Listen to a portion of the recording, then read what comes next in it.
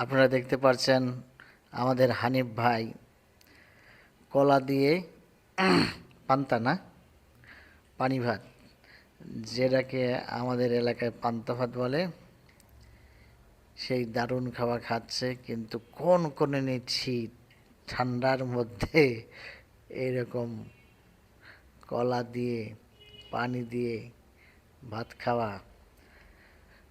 তবে আপনারা লক্ষ্য করেছেন নাকি জানি না, উনি একটু ব্যতিক্রম।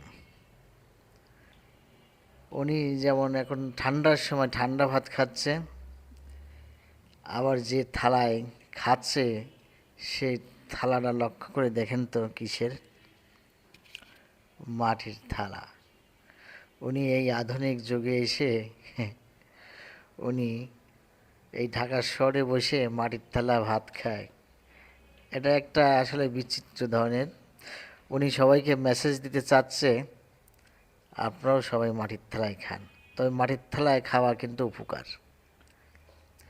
ডাক্তাররা বলে থাকে মাটির হাঁড়িতে রান্না করতে, মাটির থালায় খাইতে।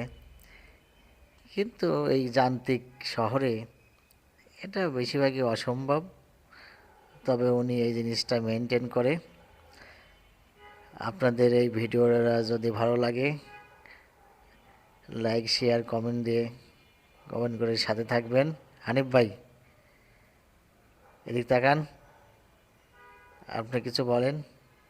বেশি বেশি লাইক করবেন, বেশি বেশি বাইরে সাপোর্ট করবেন। কমেন্ট বক্সে ঢুকে কমেন্ট করে জানাবেন কি কোথা থেকে দেখছেন আমাদেরকে অবশ্যই। ধন্যবাদ হানিফ ভাইকে।